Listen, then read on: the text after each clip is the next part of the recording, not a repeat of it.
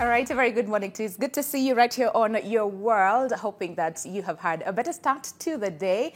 My name is Winnie Lubembe, and as promised, we are continuing our series on the 16 days of activism under the theme that is 2024 towards Beijing. This is 30 years later to unite to end violence against women and girls. And this is a conversation that we've had time and time and time again. And the thing is, we cannot overemphasize how important it is for us to collectively come together and end gender-based violence. In this case, not just only on women and on girls alone, but we've also had several men, a lot of them also go through gender-based violence, but sometimes most of them are not reported, all right? And today we just want to look at a complete look into the harmful effects of gender-based violence, but also what partners, different partners from different entities can actually do to support the fight towards ending gender-based violence. And today with me is Dr. Stephen Jackson, who is a UN resident coordinator. Good to have you this morning. How are you doing? Thank you very much for having me here. Doing very well. Thank you very much for coming. You know, I was actually, a little birdie told me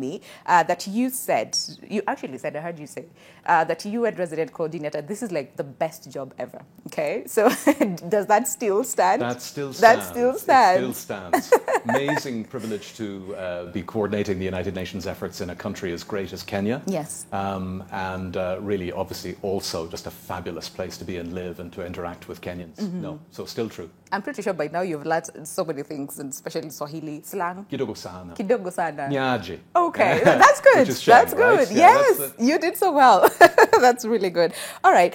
So UN resident coordinator, I know you've touched on it a little bit, just in case someone who's watching us and thinking, okay, what exactly is that? What do you do? Yeah. So my job is to try to bring together all of the different United Nations agencies, funds and programs, and your listeners will know many of them. UNICEF, the World Food Programme, the World Health Organization. We have 25 of those working in Kenya, to try to bring them together to strengthen our support to Kenya and Kenyans. All right. To maximize opportunities, but also to overcome challenges. And of course, we're here today to talk about a major challenge, which is, as you say, gender-based violence. And here we are in the middle of the 16 days of activism, as you've said in your introduction. And this is the kind of thing that we come together to help Kenya fight. Absolutely. And I mean, I was reading data from UN Women, and they're saying globally 85,000 women and girls were killed intentionally. This is in 2023. And they also went ahead and said that 140 women and girls die every day. And this is at the hands of their partner or a close relative, meaning one woman or a girl is killed every 10 minutes. That is just unacceptable, right? I mean, I feel like we should probably just pause and let that sink in. Every 10 minutes, somewhere around the world, a woman is killed. Yeah. And in all probability by somebody that she knows, trusts, cohabits with. Yep. This is just a staggering epidemic, pandemic it really is. of violence around the world. And, you know, we come together today, you and I, to discuss the situation in Kenya, but this is a global number. Yeah. But one woman every 10 minutes. So in the time that you and I will be talking, Winnie, probably 3 women will have lost their lives. That is just so sad and really, really unacceptable. And even the data, again, from Kenya has reported since August, 97 cases of femicide, since August. Yeah. So you can imagine, and these are just reported cases. What about those cases that have never hit the headlines? Yes. Yeah. So that goes to show how dire the situation is. And I'm just curious to understand, so why is this so important as UN, to address this and also be part in the fight to end gender-based violence? I think that there are 2 reasons that I would give. The first is that this is a matter of fundamental rights. We have the Universal Declaration of Human Rights that governs us all around the world. Yeah. And we have the Kenyan Constitution. And in the Kenyan Constitution, the Katiba, you have a fantastic constitution. Article 29 says that no citizen should be subject to the fear of or the experience of violence. Yeah. No citizen. Well, 51% of those citizens are women. So no woman should have to face this. So first of all, it's a matter of justice. But it is also a matter of development. Coping with this scourge. You've talked about the scale of it already, so that adds up economically in terms of the costs, healthcare, support, police response, lost opportunity in the workplace, lost opportunity to contribute to the economy, lost education for girls who experience it. All of that, we reckon, probably costs Kenya about 1% of its growth every year. Yeah. Now, 1% perhaps doesn't sound like very, very much, but when you look at how tight times are, 1% is a lot. That's a lot, yes. Right? Yeah. We can talk about that in terms of shillings. That's going to be about, let me do the maths. That's going to be about 100 billion shillings, if I've got my maths correctly, lost every year through this problem. So justice, but also development. Yeah. Both of those reasons are why the UN cares about this so much for Kenya. Absolutely. And we were discussing this before we came on air and said, when we talk about gender-based violence, majority of the times we just look at the victim and what that has done to the victim and to their family, but on a larger scale in terms of what you've mentioned, the economy, the general well-being of the people's sense of security, to the people to a larger scale. Can we just elaborate how that, so that we really see the harmful impact of gender-based violence, not just to the victim, but, the economy really? Absolutely. Large, So it's both a societal and an economic problem. So in societal terms, it's that corrosive effect of the fear, the multiplication of violence. And we know that violence reproduces violence. It really does, right? yes. Within the home, within the community, within the country. So the violence, it spreads. But then in terms of that economic cost, well, yes, for those women who are brave enough to come forward, and we're going to talk, I'm sure, about the conspiracy of silence that prevents many women victims from coming forward. But for those who are brave enough to come forward, you have to think about the costs of treatment, support, care, the legal costs when these cases go to court, the lost opportunity in terms of, as I've said before, so this is one of the reasons that girls drop out of school. Yes. It's one of the reasons that young women drop out of universities or technical training colleges. It's one of the reasons that women are absent from the workplace and so on and so forth. So all of that, imagine how that adds up. And we think, as I say, it's at least 1% of the gross domestic product of Kenya every year. And even speaking of the same, I mean, we touched a little bit on data, and just so how, again, the numbers could be higher, right? Yes. But I'm more concerned on the men. We do not have any existing data, as far as I have seen, that also touches on men. And just recently on the show, we had a man who is an acid burn survivor, again, of gender-based violence. So how dangerous, I want to say, is it to not have data covering men? And how do we solve that?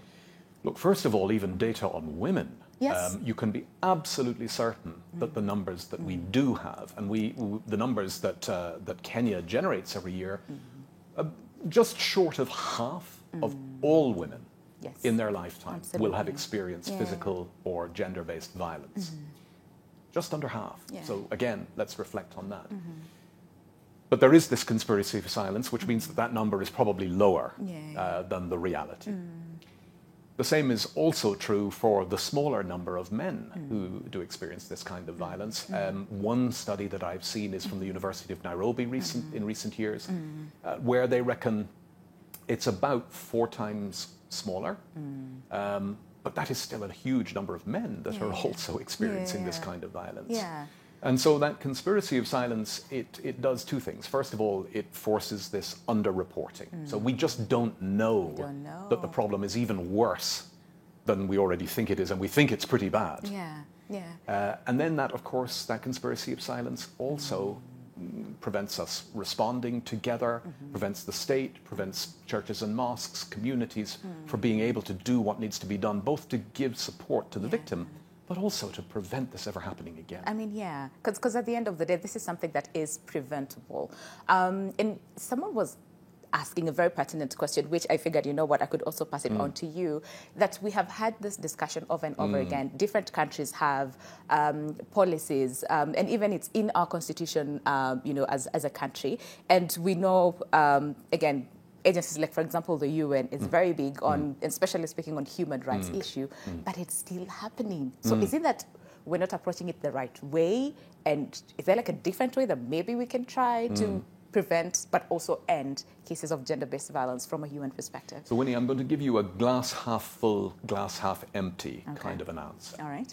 On the one hand, if we look over the long term, we look back over successive decades. Kenya's 60 years old this year. The problem was worse in the past. Yeah. So the numbers have been coming down. Okay. The problem is that they're coming down far too slowly.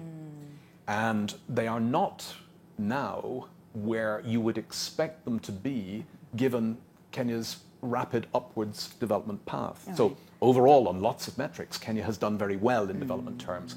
For a country that has reached where Kenya has, you would expect gender-based violence to be much lower. Yes. So the conundrum is a little bit, okay, so we've had some success, but why not more? But let me iterate some of the advances that Kenya, and let me put Kenya first and then UN in support, Kenya has been able to do. And we have seen some good progress. Right. We've seen hospitals starting to open recovery centres around the country. Yeah. We've seen an increasing number of safe spaces being created for women who have to flee their homes and find refuge, whether those are created by national or county government or by terrific CSOs that are working in this area. We've seen an integrated response on gender-based violence being baked into the plans for universal healthcare coverage. We've seen lots of great grassroots initiatives. Within the GBV problematic is female genital mutilation, FGM, as we call it.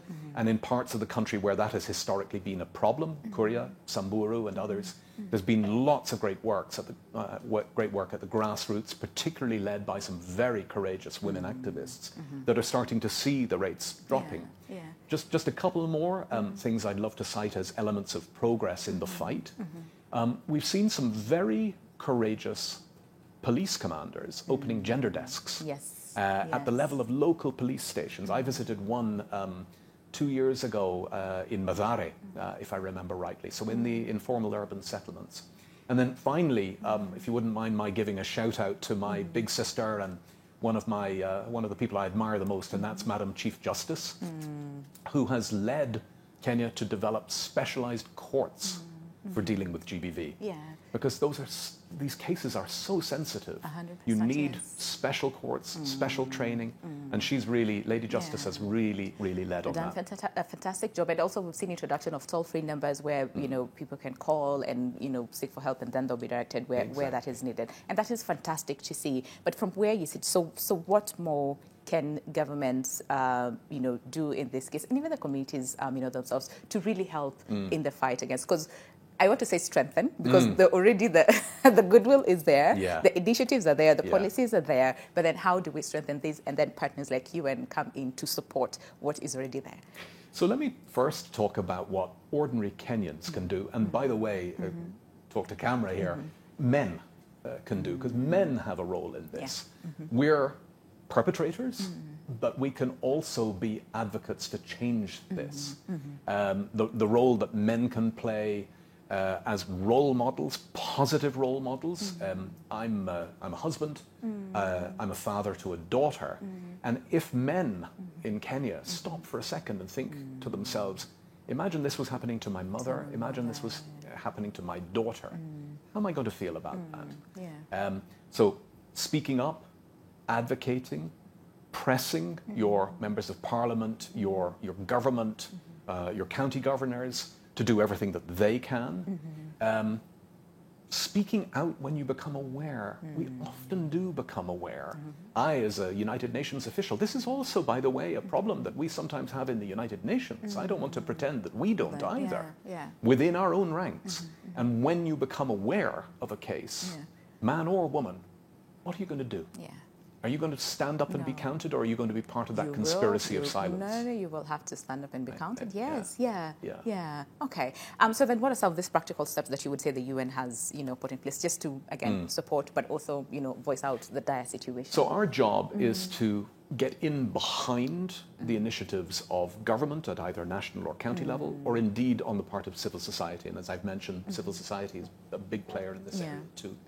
So with our agencies like UN Women, with UNFPA, with UN AIDS, because we have what we call the triple threat, that if you look at teenage pregnancy, gender-based violence, and infection with HIV, that they form a pernicious triangle together that we call the triple threat. Yeah. So together, the UN agencies, World Health Organization, UNICEF, and many others, we're working on what we call joint programs that try to bring support to Kenya government and people around these areas. There's work on policy and legislation. There's work on strengthening response, whether that's the legal side of it, so as we say, with the special courts, but also victim support, which is really, really key.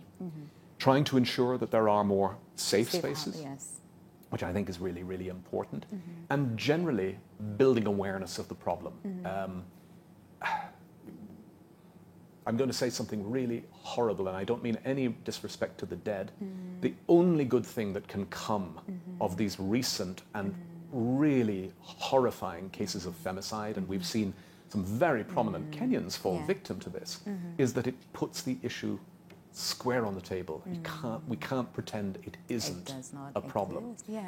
It's not just Kenya, as I said. That number of one woman every 10 minutes, and now we're, 20 minutes into the interview, so we've probably lost 2 more women in the time we're talking around the world. Just think about it, But in Kenya, these very, very prominent cases have given us one benefit, which is that we can't deny that this is a national scourge. I see that. I really, really see that. And given the Sustainable Development Goal, the deadline 2030, we're only, I want to say, 5 years. 5 years away, really. Right? Yeah, very short amount of time.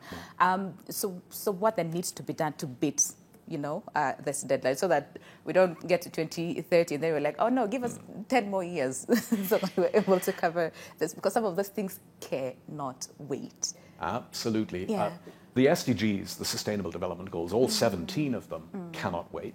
They're all off track globally. Kenya presented its voluntary national review, which is its sort of annual report to the United Nations in July of this year.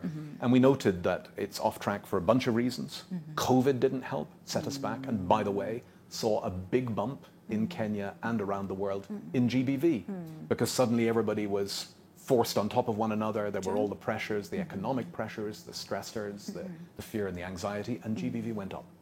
So that's another lesson of the SDGs, by the way, that all of these things are interconnected. So yes, only 5 years to go. We have to put a major push on to regain the lost ground.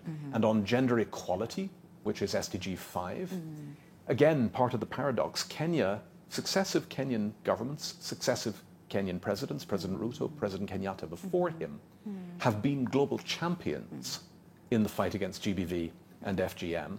And that's been fantastic, and we've benefited at the leadership level from that push. But we need to do more here in Kenya. And especially for the women and girls, in terms of then understanding their rights, because it's one thing to know your rights, but it's also another thing to really understand and also act on the same. And of course, you and your position where you are at, what role would you say, either number one, you've played to ensure that, first of all, people understand that this rights exist, but also number two, to hold, let's say, governments, accountable. Accountable to it. Yes. So the first step is know your rights, right? And all of us can help raise awareness that this is a fundamental human right that is being violated. There is this nonsense, if you'll forgive me the word, that says, oh, gender-based violence is a private matter, it should be settled within the family, it should be settled within the community. No. And you don't need me as a UN official to tell you that. Your constitution, as I said, Article 29 says it's not a private matter. This is a matter for the state, because every citizen has the right to live free from fear of violence. So know your rights, stand up for the rights of others, and as I've said, where cases of gender-based violence come to your attention, and let's face it, it's never the case that nobody knows. People know. People know. Even in the neighborhoods, you hear people say, "Oh, that one, that one there. Yeah, I heard noise there. Yes, I heard, that's happened to all of us. Stand up. Change the reality. That's what the 16 days of activism are all about. They're to remind us every year that rights aren't a given. They have to be defended. They have to be stood up for, and we all play a part in that. Absolutely. I can see your time is far much spent, but the biggest question is, so fine, so we are talking about this, and this is a conversation that we don't need to have only during this period of 16 days of activism, but every single time. And one of the things is public awareness and audience engagement. So where are we? Not only as a country, but at the global stage, because again, the UN data highlighted that Africa recorded the highest rates of intimate partner or family-related femicide, followed by the Americas and then Oceania. So clearly, this is, again, like you rightly put, this is a global issue that needs to be addressed as fast as possible. So then what steps do we need to take to help, the public really understand the grave danger of this, but also ways that they can participate in preventing cases of gender-based violence at a global stage? So thank you for highlighting that it is a global issue, and I'm always conscious as an outsider, a foreigner, a man, that I'm talking about the Kenyan reality, but this is a global problem. It really is, yeah. But there is this particular valence to it here on the African continent, and as we've said, the rates in Kenya, they're not the highest in the world, but they are much higher than they should be, given where Kenya is in her sustainable development journey. Yeah. The 16 days of activism are about reminding us of this every year and reminding us of the duty to change this reality, to change the power structures that enable this. But it has to be a fight every day. I do think that we're seeing progress, as I've noted, and I think in particular the different elements of response from both government and civil society. And I think, to go back to your question, sadly, because of these very high-profile cases, I've never seen levels of discussion about gender-based violence, about femicide, that I've seen in the last year. Yeah. I've heard cabinet ministers putting it on the table. Yeah. So I think we're at a place where public awareness is higher than it's ever been. The question is now, what do we do with that? What do we do with that? How do we use that Yeah. to change the reality so that we're not here next year having this conversation and going, there's another 10 minutes, Right. there's another dead woman somewhere in the world. We cannot allow that happen. can't We allow really that to can't happen. afford to allow that happen. So then in years to come, what conversations do you want to see? And it's just like a personal task and a question to you. If you, given an opportunity, what is that one or two things that maybe you would do different in terms of approaching, the war towards ending gender-based violence from a personal level, but also from UN? I'm going to be a controversialist. I'll pour some fuel on the fire and say that there's so much discussion about the 2/3 gender rule in Kenya.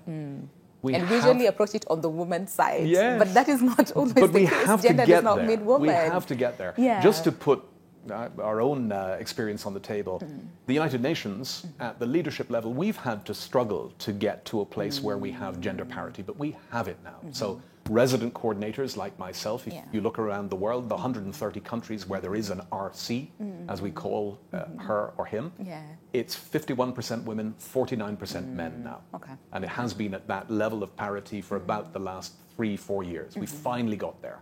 It took a push, a really concerted push from successive secretaries general. We need to do that in Kenya. Because when you've got women in leadership positions, when you've got women at parity, not just in politics, but in the economy, in the business world as well, that's when things really start to change. I see that. All right. So I'm just going to give you a second. Speak to the people on camera and just tell them, this whole question about gender-based violence, 16 days of activism, and what more that we need to do. So 16 days of activism are about ending the scourge of gender-based violence. They're about ending the fact that in the time that Winnie and I have been talking, 3 women somewhere in the world have lost their lives due to intimate partner violence. That has to change. It's unacceptable. It represents a world that we don't want to live in and that we can't afford to live in because it's a violation of rights, but it's also holding us back in terms of our development. So government is doing much, but more needs to be done. But communities and individuals can also stand up and change this. And to the men out there, you've a role to play as well. You can be leaders in your own communities and in your own households to change this reality so that we put gender-based violence in the ash heap of history. Couldn't say it better myself. Thank you very much, Dr. Stephen, for your time this morning. Dr. Stephen Jackson, who's a UN resident coordinator, joining us for this very important conversation as far as gender-based violence is concerned and what we can do collectively to end gender-based violence. And I know there's so much to discuss on the same, but it doesn't end here. So keep the conversation going on our socials, and that is at NTV Kenya, both on Facebook and on X. And if you know anyone, who is a victim of gender-based violence and they don't know what to do, there's several toll-free numbers that you can call and get them help. But at the end of the day, it's all of us, up to us, to really help in fighting gender-based violence.